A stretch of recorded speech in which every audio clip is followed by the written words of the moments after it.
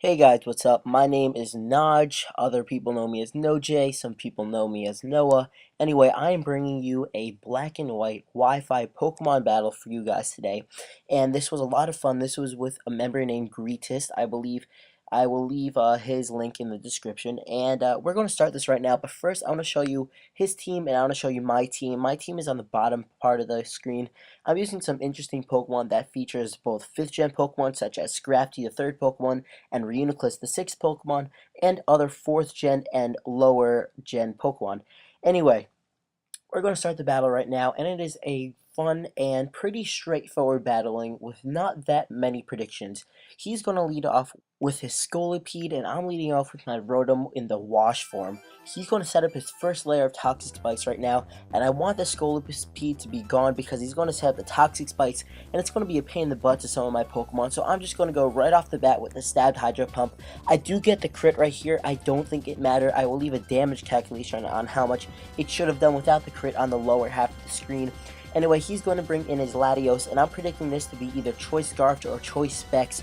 So I want to see what he's going to do. I want to go with the Volt Switch because Volt Switch is a move that I can switch out my Pokemon after he goes and after I do some minuscule damage to him. And I want to go into my Scrafty, which is a really cool Pokemon.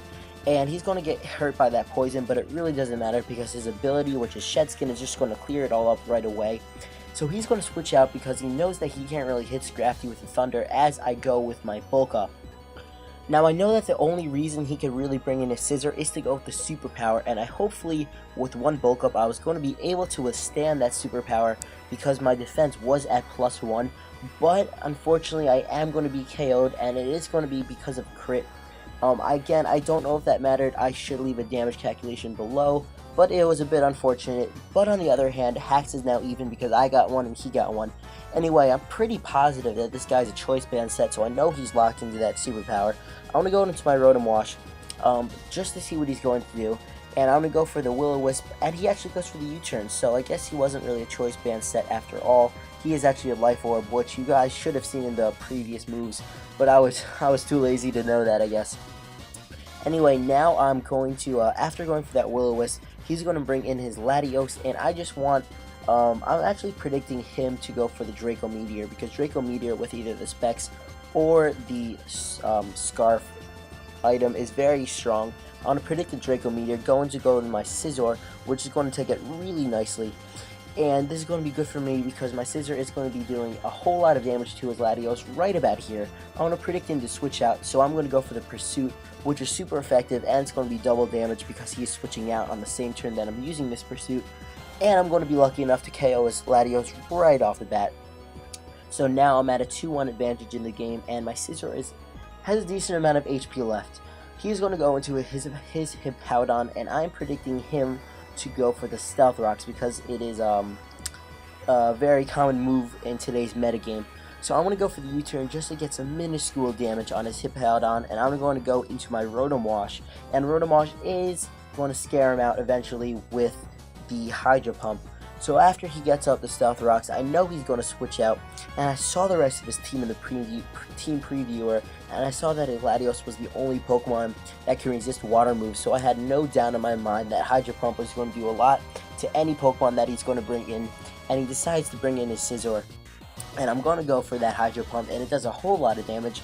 In fact, I'm going to be able to KO the Scizor, which is fabulous because Scizor does have the priority Bullet Punch, and with its current moveset that I already saw, it could have been a threat to my team.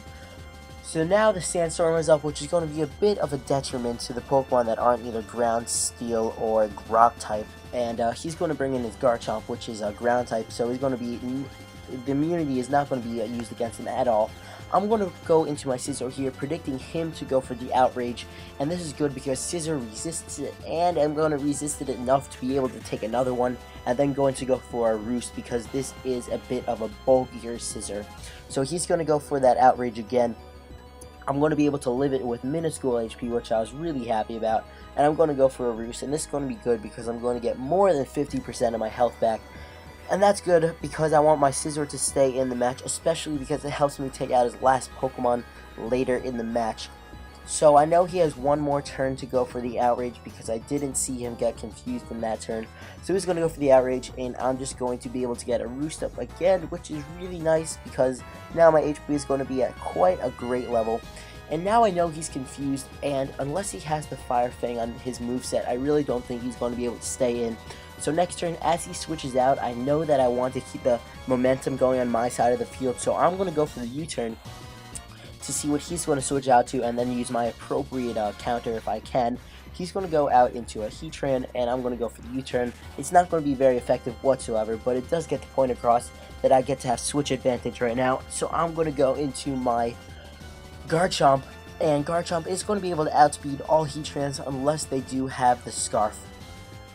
So my plan right here is just to go right off the bat for an Earthquake, and that's what I'm going to do as he switches out his Heatran, because Heatran takes 4 times super effective hits from ground attacks. He's going to go into Hippowdon, and Hippowdon's going to take it pretty nicely. Now, from the amount of damage that just did to his Hippowdon, I know that another one won't be able to KO him right off the bat. So next turn, I'm going to go for the Swords Dance, not really knowing what he's going to do.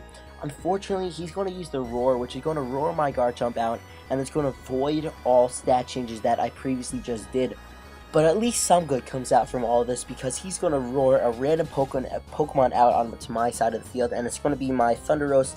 And Thunderous is a great 5th gen special sweeper, and I'm just going to go for the HP Ice right off the bat, because his Hippowdon doesn't have the greatest special defense, and I'm just going to be able to KO him from this range, which is fabulous.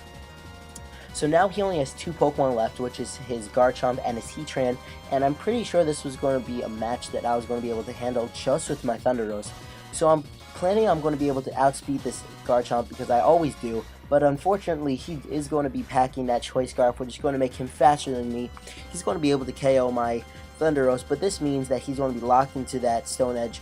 So I'm going to be able to bring in my Reuniclus, and Reuniclus is a great Pokemon in this generation because it's going to be so bulky, and yet I can get that Calm Mind, and the poison doesn't mean anything because I have the ability Magic Coat, I'll believe, and I'll leave a description of this ability in the down below because I don't really remember it word for word. Unfortunately, he did miss that Stone Edge right there. I don't think it really means much. I'm just going to get up another Calm Mind right here, and this is good for me. And he is going to go for the Explosion right here, which I was not expecting. Unfortunately, it's not going to do that much damage because compared to the other generation that had like gold and soul silver and everything, for the lack of better words, I'm just going to say Explosion was nuked. It was nerfed, whatever you want to call it. Just Explosion is like half as good, or 1/4 as good as it used to be in the previous generation. But anyway, he has 1 Pokemon left, which is his Garchomp. He's going to go for the Outrage because he doesn't really have that many options to go for. I'm going to go for the Psyshock because that is the greatest move, and the move that I can do most damage with my Reuniclus, and it's going to be a 2 KO. So I'm going to win this match. I believe it was either 4-0 or 3-0. I'm not really sure. I forgot to keep count in the later parts of the battle. But I am going to bring him down, and I'm going to win this battle with my Scizor. I hope you guys like this battle. If you are interested in seeing more black and white Wi-Fi battles, or any more Pokemon information, you can please visit my channel. Link will be in the description. And if you have any questions, comments, and if you just want to press that like button, that would be greatly appreciated. So I hope you guys like this battle and my narration, and if you can, rate, comment, subscribe, and as always, take care.